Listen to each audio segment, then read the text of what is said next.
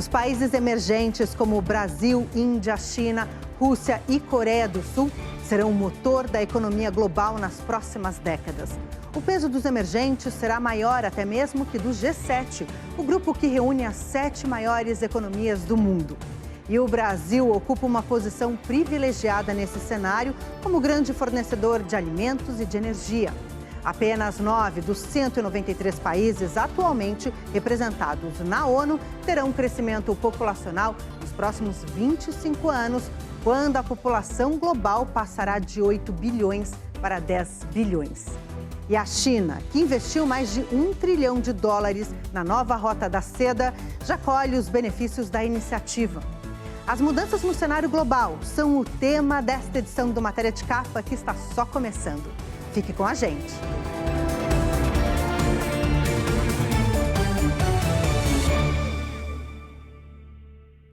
Para se ter uma ideia das mudanças que vêm por aí no cenário global, em 2030 o mercado consumidor da Índia será de 800 milhões de pessoas. Isso equivale a 10 vezes a população da Alemanha. Com exceção dos Estados Unidos, nos demais países do G7, que reúne algumas das maiores economias do mundo, a população parou de crescer na Alemanha, França, Itália, Reino Unido, Canadá e Japão. Mesmo nos Estados Unidos, o crescimento é pequeno, menos de 0,5% ao ano. 336 milhões de habitantes em 2021, 338 milhões em 2022 e 339 milhões em 2023, com previsão de chegar a 341 milhões em 2024. Na Alemanha, a população está praticamente estacionada em 84 milhões nos últimos 2 anos. A França estacionou em 66 milhões. Itália, 59 milhões. Reino Unido, 67 milhões. Canadá, 39 milhões. Japão, 123 milhões em 2023, com um declínio de 0,5% em relação a 2022. Somados, os habitantes dos países do G7 não chegam a 800 milhões. Ou seja, só a Índia deverá ter mais consumidores do que todos eles juntos.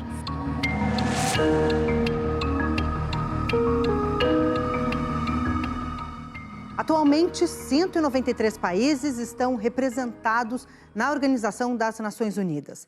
Desse total, apenas 9 terão crescimento populacional nos próximos 25 anos. Quais serão eles?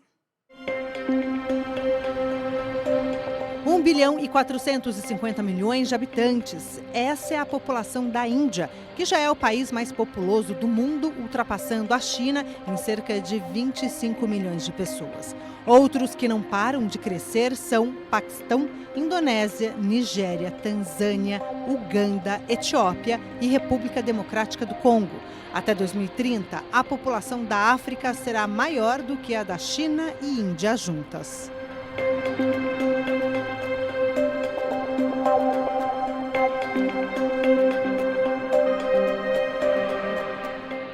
E qual será o impacto do crescimento populacional na economia dos países emergentes? Para o Brasil, com seus recursos naturais, o cenário é bastante favorável, como explica o economista Marcos Troirro, professor visitante na Universidade de Oxford e ex-presidente do Banco dos BRICS. Para um país como o Brasil, soja, carnes, milho, café, além de petróleo, etanol e biocombustíveis, o cenário é mais do que positivo. Há uma grande diferença no tipo de consumo nos países ricos e nos emergentes. Enquanto nos primeiros o ganho de renda vai para gastos como turismo, cosméticos e investimentos, nos países em desenvolvimento a renda excedente vai para a alimentação. O Brasil é uma superpotência na produção de alimentos, é um grande ator no campo das energias renováveis e, claro, é uma superpotência de sustentabilidade, é um ator indispensável no campo da sustentabilidade. Talvez o principal desafio aqui seja o desafio da infraestrutura. Afinal de contas, por exemplo, o Brasil tem algumas das maiores reservas de água do mundo e água é o elemento mais central para a produção de alimentos. No entanto, às vezes tem dificuldade de irrigação, ou tem dificuldade de transporte de alimentos, tem dificuldade de logísticas. Me parece que a boa notícia, nesse caso, é que Quando no mundo você tem uma grande abundância de alimentos, uma grande abundância de recursos energéticos, os problemas infraestruturais no Brasil são apenas problemas locais. E isso gera a possibilidade da atração de recursos com capitais de longo prazo, projetos infraestruturais, e a gente consegue ver isso de alguma maneira. Enquanto os países do G7, que representam 7 das maiores economias do mundo, tiveram um PIB conjunto de 50 trilhões de dólares no ano passado, um grupo de 7 emergentes já ultrapassou esse número.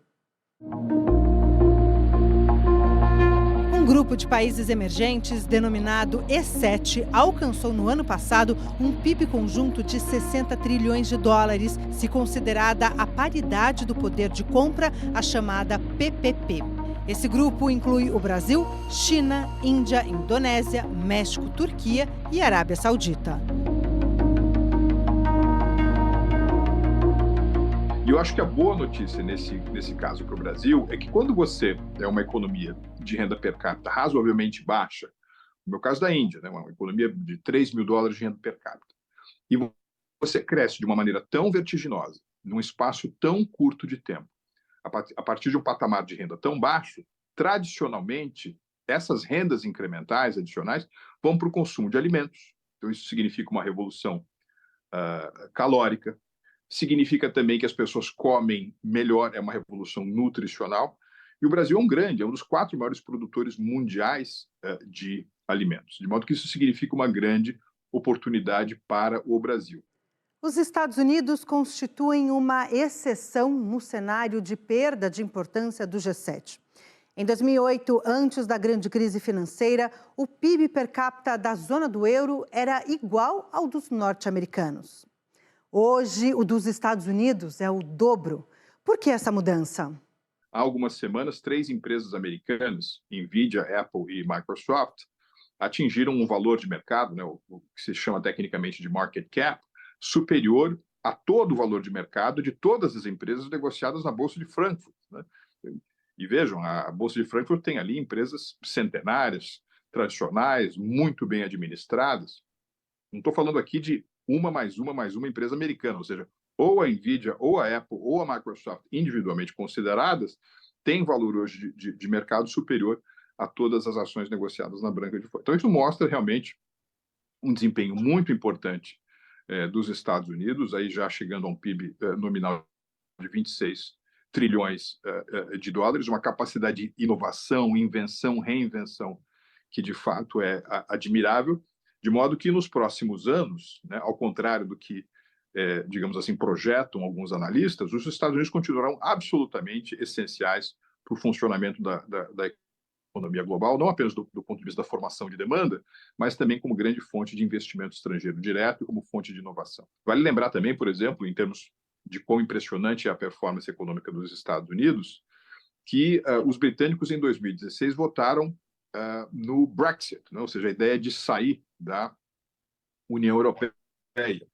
E eu me lembro que uma das motivações era o seguinte: olha, nós precisamos ficar mais parecidos com a economia dos Estados Unidos, que tem menos amarras. Nós, britânicos, sendo membros da União Europeia, nós temos muitas camisas de força impostas pelas regras de Bruxelas, né? Hoje, se o Reino Unido fosse um estado norte-americano, os Estados Unidos têm 50 estados, se o Reino Unido fosse o 51º estado dos Estados Unidos, ele teria uma renda per capita menor daquela do estado mais pobre dos Estados Unidos hoje, que é o estado do Mississippi. Em poucas décadas, a China deixou de ser um país pobre para ocupar a 2ª posição entre as maiores economias do mundo.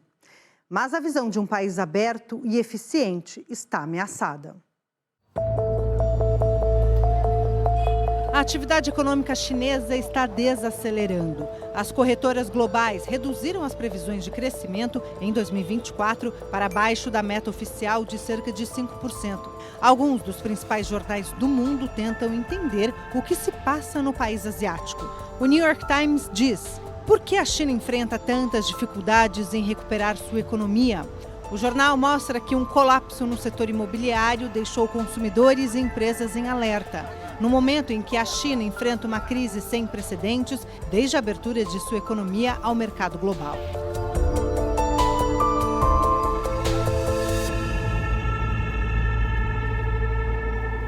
A China é uma economia de 18 trilhões de dólares. Então, mesmo que ela cresça, digamos, apenas 4% de 18 trilhões de dólares são 720 bilhões de dólares ao ano, o que significa que, ao crescer 4%, a economia da China acrescenta ao seu PIB o equivalente a uma Argentina a cada 7 meses. É um crescimento bastante vigoroso, sobretudo se a gente leva em consideração que hoje a China tem um PIB per capita de mais ou menos 11, 12 mil dólares e, portanto, continua muito demandadora de bens que o Brasil, por exemplo, possui vantagens comparativas.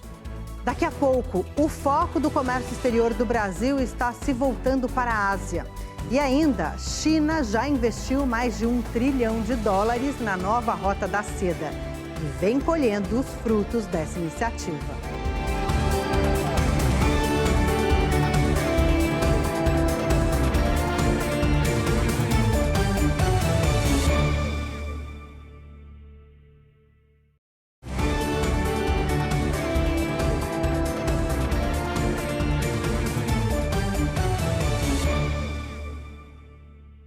Para aproveitar a grande demanda dos países emergentes, o foco do comércio exterior do Brasil está bastante voltado para a Ásia. De cada 2 dólares que o Brasil exporta, 1 vai para os mercados asiáticos. Não apenas por conta da maior população, mas também porque se trata do maior polo de crescimento do mundo. Mas isso não significa reduzir a atenção para a Europa e Estados Unidos. A Europa representa um mercado de 450 milhões de pessoas, boa parte de renda muito alta. Além disso, países como a Holanda, França, Espanha e Itália são tradicionais fontes de investimento direto no Brasil. Tudo isso sem contar os Estados Unidos, parceiro comercial antigo do Brasil.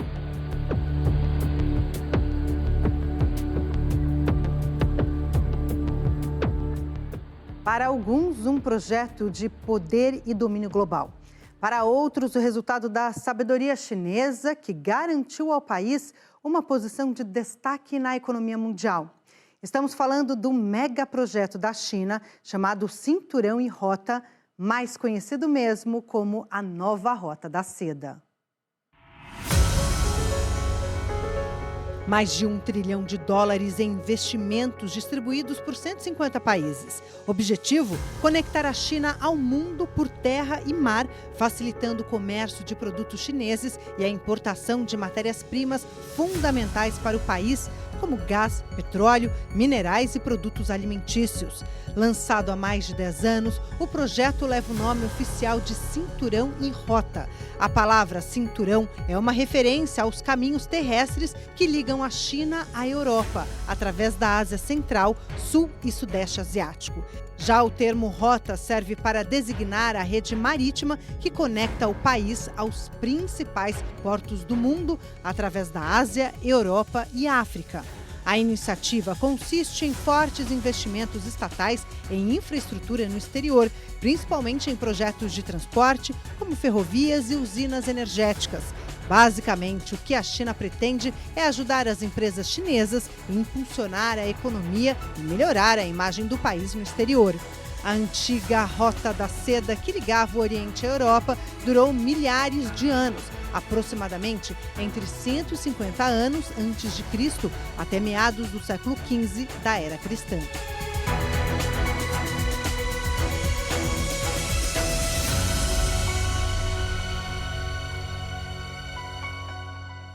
Até 2050, 2 em cada 3 pessoas no mundo estarão vivendo em cidades. É o que prevê um novo relatório da Organização das Nações Unidas, que aponta outro dado fundamental para os planejadores urbanos. Em 2030, o mundo terá 43 megacidades, aquelas com mais de 10 milhões de habitantes. Isso significa que pelo menos 2,5 bilhões de pessoas deverão inchar ainda mais as áreas urbanas. Segundo o Departamento de Assuntos Econômicos e Sociais da ONU, a maior parte desse aumento deverá se concentrar em 3 países: Índia, China e Nigéria. Até o meio do século, só essas 3 nações serão responsáveis por 1/3 do crescimento estimado da população urbana mundial. Na Índia, serão ao menos 416 milhões de novos habitantes. Na China, 255 milhões. E na Nigéria, 189 milhões. O relatório também estima que até 2030 o mundo terá 43 megacidades, aquelas com mais de 10 milhões de habitantes. 12 a mais que as 31 de hoje. A maioria delas fica em países em desenvolvimento. Até 2028, Nova Delhi, a capital da Índia, deverá se tornar a cidade mais populosa do planeta. Atualmente, Tóquio é a maior do mundo, com 37 milhões de habitantes, seguida por Nova Delhi, que tem 29 milhões, e Xangai, com 26 milhões. A cidade do México vem em seguida, com cerca de 22 milhões. Por conta desse inchaço, muitos países deverão enfrentar grandes desafios para atender às necessidades dessas populações, como moradia, transporte e sistemas de energia. Sem falar nas crescentes demandas de emprego e serviços básicos, como educação e assistência médica. De acordo com o Departamento da ONU, para isso será preciso fortalecer as relações entre as áreas urbanas e as rurais, com base nos laços econômicos, sociais e ambientais.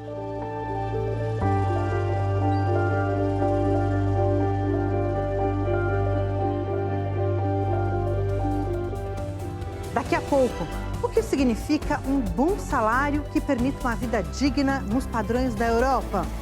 E ainda, na história da humanidade, nunca houve tanta riqueza nem tanta pobreza.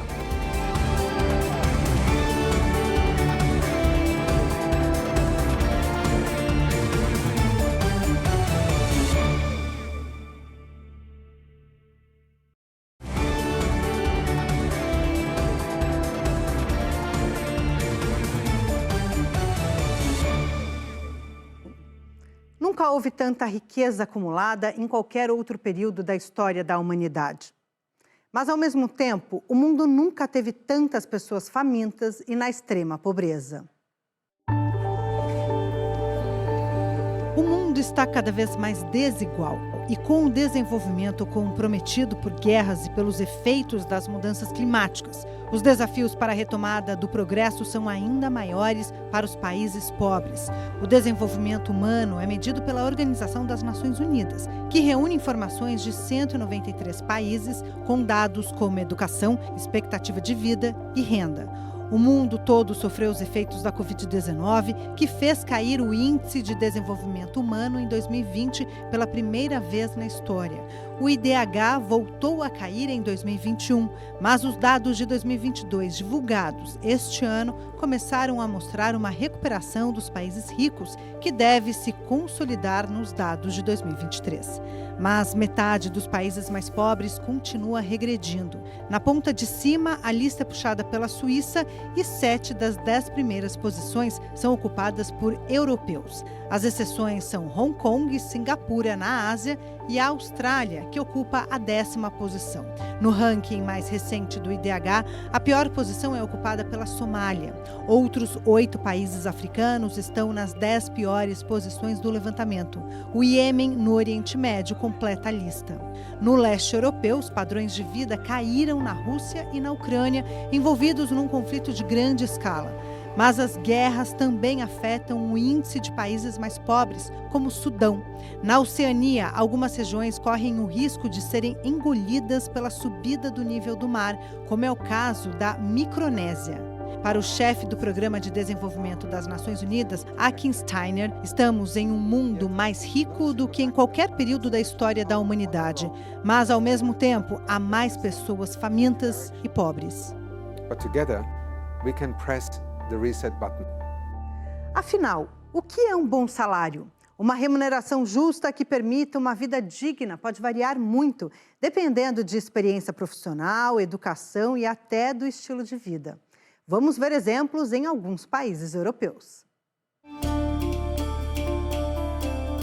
Qualquer salário acima da média é considerado satisfatório se ajuda o profissional a cobrir as necessidades básicas e a ter o suficiente para lazer, viagens e entretenimento, além de guardar uma parte pensando no futuro. Em Berlim, os salários tendem a ser um pouco mais altos do que em outras cidades alemãs, não importa a profissão. Na capital, os executivos em meio de carreira ganham um equivalente a algo entre R$22 mil e R$31 mil brutos por mês.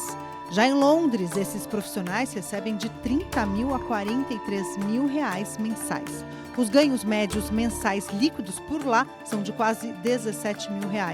Em 2023, com um custo de vida na casa dos R$14 mil, um salário médio que varia entre o equivalente a R$18 mil e a R$24 mil é considerado um bom valor no Reino Unido. Na França, enquanto o salário médio no país é de R$12 mil, normalmente uma boa remuneração fica em torno de R$20 mil mensais para uma pessoa solteira ou R$35 mil por mês para uma família de 3. Já na Espanha, a remuneração líquida média é de R$11 mil por mês. Para uma vida confortável, alguém que é solteiro precisa ganhar um salário líquido mensal em torno de R$16 mil. E quem sustenta uma família, cerca de R$25 mil por mês. Embora os salários em Roma sejam geralmente mais baixos do que em cidades do norte da Europa, são compensados por um custo de vida menor. Uma boa remuneração bruta na capital italiana normalmente varia entre R$23 mil e R$35 mil. Seja qual for o lugar, na hora de aceitar um emprego, não basta saber o salário base. Também é preciso levar em conta benefícios como bônus, opções de ações, seguro-saúde, contribuições para pensão e licença remunerada. Em alguns casos, esse pacote pode tornar uma remuneração menor mais atraente.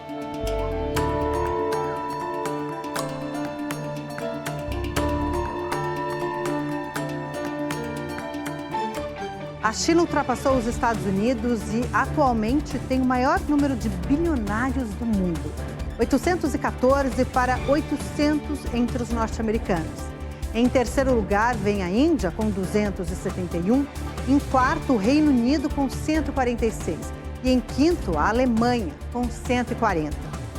Mas quando se trata de fortunas na casa dos milhões e não bilhões, os Estados Unidos ainda estão em primeiro lugar.